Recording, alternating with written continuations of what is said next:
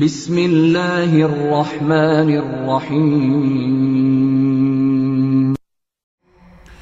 إن الحمد لله نحمده ونستعينه ونستغفره ونعوذ بالله من شرور أنفسنا ومن سيئات أعمالنا من يهده الله فلا مضل له ومن يضلل فلا هادي له وأشهد أن لا إله إلا الله وحده لا شريك له وأشهد أن محمدا عبده ورسوله صلى الله عليه وعلى آله وصحبه أجمعين أما بعد قال رسول الله صلى الله عليه وسلم فإن أصدق الحديث كتاب الله وخير الهدي هدي محمد صلى الله عليه وسلم وشر الأمور محدثاتها وكل محدثة بدعة وكل بدعة ضلالة وكل ضلالة في النار ثم أما بعد برادران اسلام، آج اس نشست میں اللہ جل وعلا کی توفیق سے،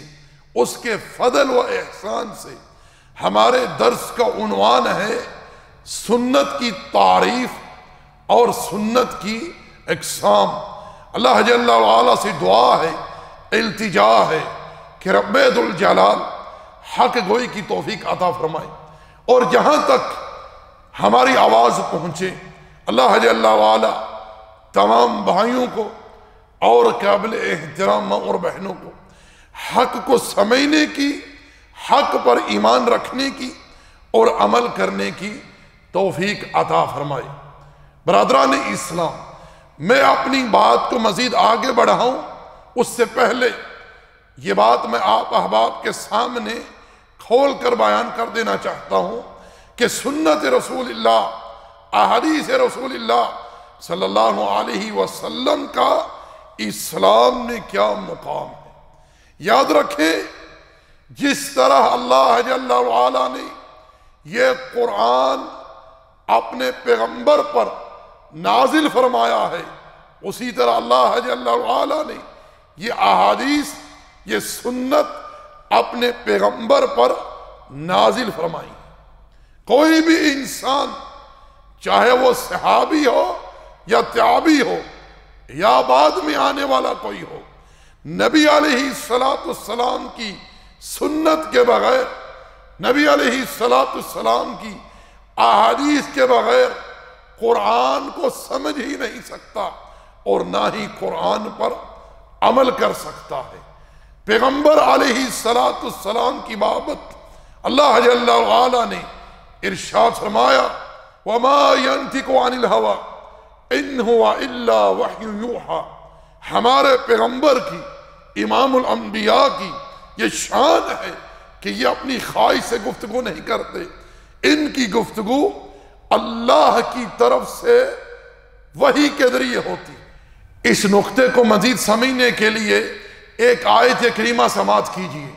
اللہ جل وعلا نے قرآن کریم میں ارشاد فرمایا الذین آمنوا ولم یلبسوا ایمانہم بظلم اولئک لہم الامن وہم مہتدون۔ جو لوگ ایمان لائے اور انہوں نے اپنے ایمان کو ظلم نے ملوث نہ کیا، ظلم سے بچا کر رکھا، ایسے ہی لوگوں کے لیے امن ہے اور یہی لوگ ہدایت یافتہ ہیں۔ اس آیت کریمہ کی تفسیر میں صحیح بخاری میں جناب عبداللہ ابن مسعود رضی اللہ تعالی عنہ کا قول موجود ہے۔ وہ فرماتے ہیں جب یہ آیت نازل ہوئی تو نبی علیہ السلام کے صحابہ پر بڑی شاک گزری۔ انہوں نے عرض کی اللہ کے رسول، ہم میں سے کون ایسا ہے جو اپنے اوپر ظلم نہیں کرتا؟ ظلم تو ہو جاتا ہے، ظلم کی انواع ہے، انسان اپنے نفس پر ظلم کر بیٹھتا ہے، کسی اور پر ظلم کر بیٹھتا ہے۔ اب رب ذوالجلال نے یہاں فرمایا ہے کہ ایسے لوگوں کے لیے امن ہے، ایسے لوگوں کے لیے ہدایت ہے جنہوں نے اپنے ایمان کو ظلم کی آمیزش سے بچا کر رکھا۔ تو نبی علیہ السلام نے ارشاد فرمایا اے میرے صحابہ، آیت کریمہ میں جو بات مقصود ہے وہ یہ نہیں جو تم سمجھ رہے ہو، دراصل یہاں جو مراد ہے وہ شرک ہے۔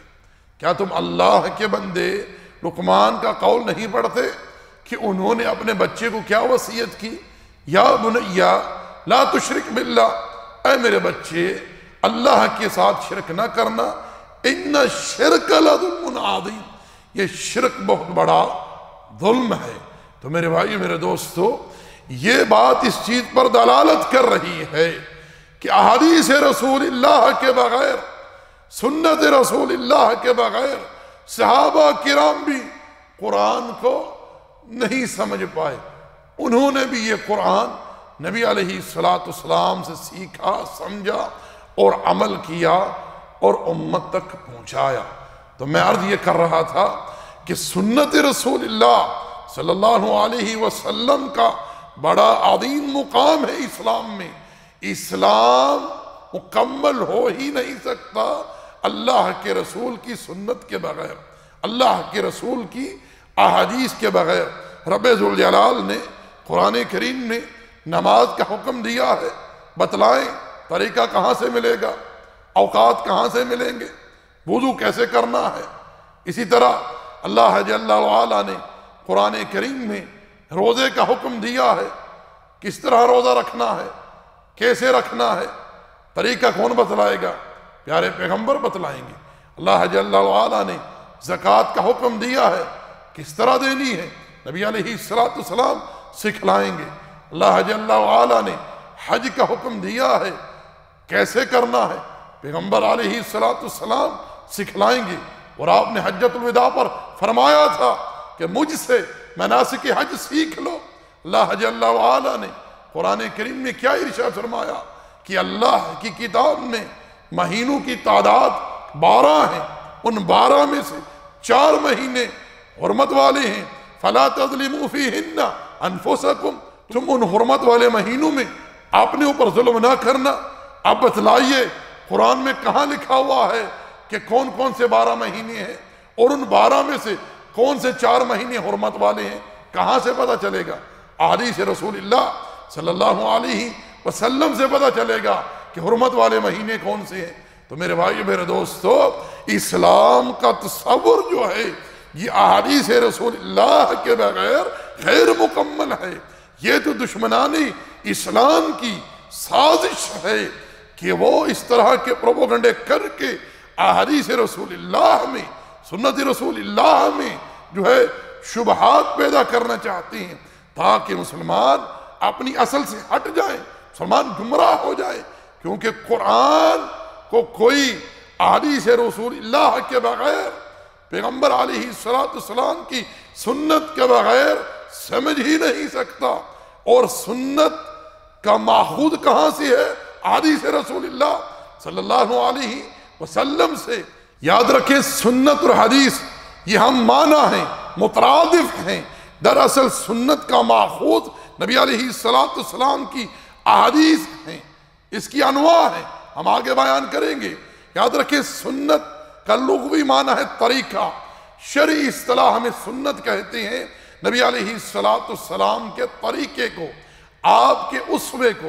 اللہ جل وعلا نے قرآن کریم میں کیا ارشاد فرمایا؟ لَقَدْ كَانَ لَكُمْ فِي رَسُولِ اللَّهِ أُسْوَةٌ حَسَنَةٌ، تحقیق تمہارے لیے ہمارے رسول کے اسوے میں بہترین نمونہ ہے۔ اور ایک جگہ رب ذوالجلال نے ارشاد فرمایا وَمَن يُطِعِ الرَّسُولَ فَقَدْ أَطَاعَ اللَّهَ، جس نے ہمارے رسول کی فرما برداری کی اس نے گویا اللہ کی فرما برداری کی۔ اور اللہ جل وعلا نے تو یہاں تک ارشاد فرما دیا قُلْ إِن كُنتُمْ تُحِبُّونَ اللَّهَ فَاتَّبِعُونِي يُحْبِبُكُمُ اللَّهُ وَيَغْفِرْ لَكُمْ ذُنُوبَكُمْ وَاللَّهُ غَفُورٌ رَحِيمٌ۔ پیارے پیغمبر علیہ السلام، آپ اعلان کر دیجئے، کہہ دیجئے سب کو، تمام شرق اور غرب والوں کو، سب کو کہہ دیجئے، جو بندہ اس چیز کا دعوے دار ہے کہ اسے اللہ سے محبت ہے، اس کی محبت کی سچائی کیا ہے، علامت کیا ہے، دلالت کیا ہے کہ وہ آپ کی اتباع کرے، وہ آپ کی اتباع کرے۔ اگر وہ آپ کی اتباع کرے گا اللہ تعالیٰ اس سے محبت کرے گا، اس کے گناہ بخش دے گا۔ یاد رکھیں، نبی علیہ السلام کی جو اتباع ہے یہ اللہ جل وعلا کی محبت کا معیار ہے۔ انسان اللہ کا ولی بن جاتا ہے جب وہ اللہ کے رسول علیہ السلام کی اتباع کرتا ہے ہر معاملے میں، معاملہ عقیدے کا ہو، نماز کا ہو، روزے کا ہو، حج کا ہو، زکوٰۃ کا ہو، اخلاق کا ہو، تجارت کا ہو، لین دین کا ہو، شادی بیاہ کا ہو، کوئی معاملہ ہو، ہر معاملے میں وہ نبی علیہ السلام کی اتباع کرتا۔ یاد رکھیں سنت کی 3 قسمیں ہیں، قولی سنت، عملی سنت اور تقریری سنت۔ قولی سنت کہتے ہیں نبی علیہ السلام کے فرمان کو، صحابہ میں سے کسی نے اللہ کے رسول کو کچھ فرماتے ہوئے سنا ہو اور اسے آگے امت تک پہنچایا ہو، بیان کیا ہو۔ مثلا امیر عمر رضی اللہ تعالی عنہ بیان کرتے ہیں، سمعت رسول اللہ صلی اللہ علیہ وسلم یقول انما الاعمال بالنیات الی آخر الحدیث، کہ عمر کہتے ہیں رضی اللہ تعالی عنہ کہ میں نے نبی علیہ السلام کو فرماتے ہوئے سنا کہ آپ نے ارشاد فرمایا کہ عمل کا دار و مدار نیت پر ہے۔ اسی طرح عملی سنت کہ صحابہ کرام نے آپ کو عمل کرتے ہوئے دیکھا ہو اور اسے امت تک بیان کیا ہو۔ مثلا ایک دفعہ نبی علیہ السلام صحابہ کرام کو نماز پڑھا رہے تھے، آپ نے حالت نماز میں جوتا اتار دیا، صحابہ نے بھی جوتے اتار دیے۔ جب نماز سے فارغ ہوئے تو آپ نے لوگوں سے دریافت کیا کہ تم نے جوتے کیوں اتارے؟ تو صحابہ نے عرض کی اللہ کے رسول ہم نے آپ کو دیکھا کہ آپ نے جوتا اتارا، ہم نے بھی جوتے اتار دیے۔ یعنی انہوں نے نبی علیہ السلام کے عمل کو دیکھا اور عمل کیا۔ اسی طرح تیسری قسم ہے تقریری سنت، اللہ کے پیغمبر علیہ السلام نے صحابہ میں سے کسی کو کچھ کرتے ہوئے دیکھا اور اس عمل کو برقرار رکھا، اس سے روکا نہیں۔ مثلا ایک دفعہ اللہ کے پیغمبر نے علیہ السلام نے صحابہ کرام کو فجر کی نماز پڑھائی۔ آپ علیہ السلام کا یہ اسوہ تھا کہ جب آپ نماز سے فارغ ہوتے تو اپنا چہرہ جو ہے وہ نمازیوں کی طرف کر کے بیٹھتے۔ جب آپ نے دیکھا کہ نماز سے فراغت کے بعد ایک شخص کھڑا ہوتا ہے اور وہ مسجد میں نماز پڑھنا شروع کر دیتا ہے، جب وہ نماز سے فارغ ہوا تو اللہ کے پیغمبر نے اسے بلایا اور بلا کر دریافت کیا کیا تو نے ہمارے ساتھ نماز نہیں پڑھی؟ اس نے کہا اللہ کے رسول پڑھی ہے، مگر جو فرضوں سے پہلے 2 رکعت سنت رہ گئی تھی وہ میں نے ابھی ادا کی ہیں۔ نبی علیہ السلام نے جب یہ بات سنی تو آپ خاموش ہو گئے، یعنی اس کی عمل کو آپ نے برقرار رکھا، اس کے عمل کو آپ نے برقرار رکھا۔ اور یہاں یہ بات بھی کھل کر ہمارے سامنے آئی ہے کہ اگر کسی کی سنتیں رہ جائیں فرضوں سے پہلے، وہ فرضوں کے بعد بھی ادا کر سکتا ہے۔ اسی طرح دوستو تقریری سنت کی ایک شکل اور بھی ہے، وہ یہ کہ صحابہ کرام نے کوئی ایسا عمل کیا نبی علیہ السلام کی غیر موجودگی میں، اللہ کے رسول کو جب اس عمل کی اطلاع دی گئی تو آپ نے اس عمل کو برقرار رکھا، اس سے منع نہیں کیا۔ یہ چیز بھی سنت کا درجہ رکھتی ہے۔ مثلا صحیح بخاری میں ابی سعید خدری رضی اللہ تعالیٰ عنہ کا قصہ موجود ہے کہ انہوں نے ایک قوم کے سردار کو جسے سانپ نے ڈس لیا تھا اس پر 7 مرتبہ سورۃ الفاتحہ پڑھ کے دم کیا، اللہ تعالیٰ نے اسے شفا دے دی۔ جب اس بات کی خبر نبی علیہ السلام کو ہوئی تو آپ نے جناب ابی سعید خدری رضی اللہ تعالی عنہ سے دریافت کیا کہ تمہیں کیسے پتا چلا کہ سورۃ الفاتحہ رقیہ بھی ہے، یعنی یہ دم بھی ہے؟ نبی صلی اللہ علیہ وسلم نے اس سے منع نہیں کیا بلکہ ان سے یہ دریافت کیا کہ تمہیں کیسے پتا چلا کہ یہ رقیہ بھی ہے، اسے دم بھی کیا جا سکتا ہے؟ یعنی ان کے اس فعل کو، عمل کو نبی علیہ السلام نے برقرار رکھا۔ میرے بھائی اور میرے دوستو، یہ 3 قسمیں ہیں سنت کی، یہ 3 قسمیں ہیں سنت کی۔ قولی سنت، اللہ کے رسول کا حکم، اللہ کے رسول کا فرمان۔ عملی سنت، نبی علیہ السلام کا عمل۔ اسی طرح تقریری سنت، نبی علیہ السلام کی خاموشی، آپ کی اجازت۔ یہ کیا ہے؟ یہ سنت کی 3 انواع ہیں۔ تو میرے بھائی میرے دوستو، یہ سنت کی 3 قسمیں ہیں۔ اس لیے ایک مسلمان کو چاہیے کہ انہی پر اکتفا کرے، نہ تجاوز کرے، نہ کمی کرے، نہ افراط سے کام لے، نہ تفریط سے کام لے، بلکہ اعتدال کی راہ کو اختیار کر کے نبی علیہ السلام کی اتباع کرنے کی کوشش کرے ہر معاملے میں، اور بالکل نبی علیہ السلام کی مخالفت سے اجتناب کرے، کیونکہ اللہ جل وعلا کا ارشاد ہے فَلْيَحْذَرِ الَّذِينَ يُخَالِفُونَ عَنْ أَمْرِهِ أَن تُصِيبَهُمْ فِتْنَةٌ أَوْ يُصِيبَهُمْ عَذَابٌ عَلِيمٌ، کہ ایسے لوگوں کو ڈرنا چاہیے جو مخالفت کرتے ہیں ہمارے پیغمبر کے حکم کی، ان پر کوئی آزمائش نہ آ جائے یا یہ کسی رسوا کن عذاب میں مبتلا نہ ہو جائیں۔ یاد رکھیں، آج بھی امت کی رسوائی پسپائی کا سبب یہی ہے کہ امت ہر معاملے میں اپنے پیغمبر علیہ السلام کے فرموزات، آپ کی سنت کی مخالفت کر رہی ہے۔ اللہ المستعان۔ عقیدے سے لے کر استنجا کرنے تک ادنا مثال، ہر معاملے میں پیارے پیغمبر کی سنت کی مخالفت ہو رہی ہے، کسی کو پرواہ نہیں ہے۔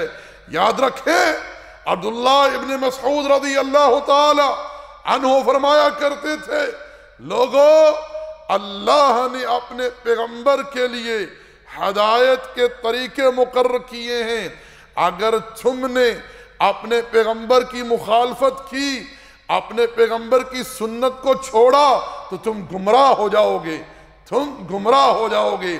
نبی صلی اللہ علیہ وسلم نے ارشاد فرمایا تھا، 2 چیزیں چھوڑ کر جا رہا ہوں، کتاب اللہ و سنت رسول اللہ، ان دونوں کو جب تک تم مضبوطی سے تھامے رکھو گے کبھی گمراہ نہیں ہو سکو گے۔